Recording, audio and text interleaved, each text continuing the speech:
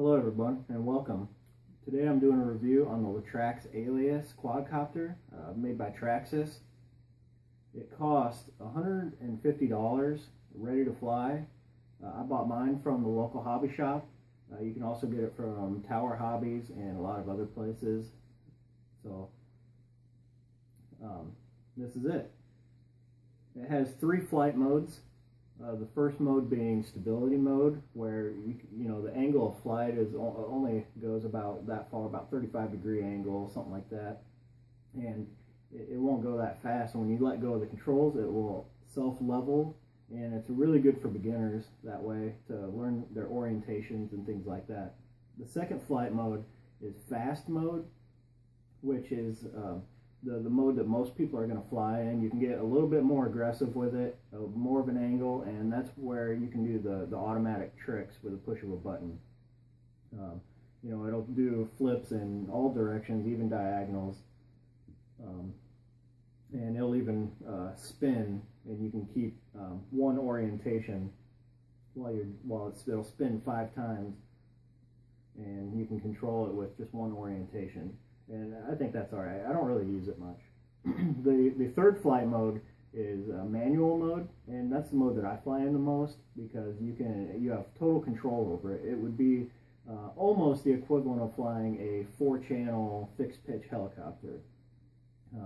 So you can fly it in pretty much any angle you want to, and it handles winds a lot better, in my opinion, that way. And I mean, the thing handles a decent amount of wind anyways, even in fast mode, and so that's a major plus for it. The LEDs are it's one of the reasons why I really like this quadcopter. They are very bright. The way they have them set up is a very good design. And when you're flying way up in the sky, they really help with orientation, and at nighttime, which is one of my favorite times to fly. Because there's hardly any wind and it's quiet, you can get very high in the sky and cruise around the neighborhood, and you know exactly where it's going. And so that's a major plus for me. And you can control those LEDs too, and turn them off and on mid-flight. And that's kind of cool, I guess. I don't really use it much. Anyways, there are some upgrades you can get for this, as far as propellers and drive gears and arms and a canopy and things like that. And there's also a 720 camera attachment, which I didn't buy. And you can also get I believe it's 110 or 120 wide angle lens for that, and so that's a pretty cool option for it. So there's also a headlight or a bright light that's adjustable that you can attach to it too, and buy that separately. And it's a very bright light. I've seen it. And so I haven't bought any of those upgrades. I just haven't needed them. The helicopter flies great.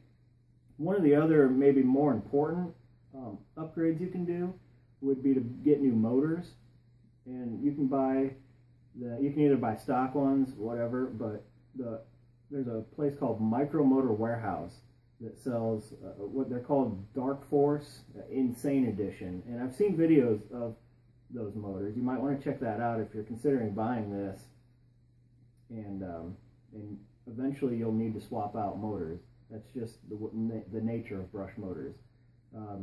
Shipped to my door, they were going to be $36, and instead I invested into a brushless quadcopter. However, I still fly this one. A lot of people report having motor problems with the stock motors. I haven't had any problems with mine. I've had at least over 100 battery packs through this, and I've not had one motor issue. Except you can kind of tell that the motors are getting worn out a little bit now. They don't have as much speed as they did, but they still have more speed than my Ethos 130QX. It still flies better than that, even with 100 packs through it. Most of the people who talk about having motor problems will also say that Traxxas sent them new motors, which is really nice because warranties don't cover brushed motors. Like if you buy a brand new RC car with a brushed motor, the warranty is not going to cover that. So that was a positive for it. So you can look into that if you're interested. Now to the controller is, you know, it's 2.4 controller, which is great. I'm pretty sure that's the standard now. So the controller has a battery meter on there. Here, let's see if I can't get this closer and show you. So there's a battery meter on there. I don't know if you can see it or not. I'm sorry, but I don't think the battery meter really works that well, because when I'm flying, it shows that I have a low battery, even if I just put a new one in. You know, but that's cool. It's got a low voltage cutoff. You know, you don't want to drain your LiPo cells down. I don't like to run mine down past 3.6, but some people run them down a little bit lower than that. It will beep before the voltage cutoff kicks in. You know, before this thing falls from the sky, you're going to hear beeps from your transmitter telling you it's time to land it. And that's a pretty cool feature that my Ethos 130QX doesn't have that. And so I thought that was nice. I have the game style pads on the controller still. That's the way it came stock, but it also comes, you can unscrew these and it comes with sticks. So that's nice. And to do a trick, you just push this button up top and then pull the sticks wherever you want it to flip, and it does it. It'll give it a little bit of height and then flip, and it'll maintain a pretty good height. So it's pretty fun to do that. And you can turn the lights on and off with the push of a button, like I mentioned, and change your flight modes by clicking in on these toggles. So that is how you switch between the flight modes, and it's pretty cool. So the charger, it's not a very good charger, but it's good enough. You know, it'll get you started, and I haven't had any problems with it. It charges the batteries just fine, but I don't really use it much because I have a different charger. So, but it does have the option to have a fast or a normal charge rate, which you know, to keep your cell happy, you're probably going to want to use a normal rate, like a 1C charge rate is what you want to keep it at. The battery is a 650 milliamp hour 20C battery. I have an upgraded battery. Well, I call it an upgraded battery. It's a 35C 600 milliamp hour, and I don't really get any more flight time out of it, but there is a noticeable difference in power with that battery, with the C rating being higher.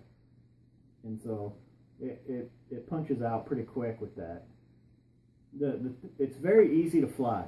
The quadcopter is easy to fly. I have a neighbor, he's 8 years old, and he thought it was cool, and normally I would never let anybody fly my toys. However, this thing's so easy to fly, I knew that he wouldn't wreck it as long as he was careful. So I showed him the controls, and he brought it up. He did, 360 spins, and, he flew it as if he'd flown something before, which he never has. And so that just kind of shows you how easy it is to fly. Anybody can pick it up and fly it, and as long as, if there's a beginner, there's a lot of room to grow with it, because once you get flying in manual mode, you can fly, it's pretty good. It's not as fast as a 200QX. That has brushless motors, and this is brushed, and so there's going to be a difference in that. However, it has the flight mode like a 200QX does, where you can do those, except it doesn't have, the 3D flight, but, whatever. So it's also very durable. Now that I have other quads, brushless, and things like that, I can still, if I need a little practice time, I can still fly this. I can put it in manual mode and keep learning my orientations. It's sort of an everyday thing for me, is learning orientations. I wouldn't call myself a pro at it, but I don't really struggle with it either anymore. So if you have any questions, just let me know. Out of 10 stars, I would probably give it, I'd say 9.5 stars. It's pretty good.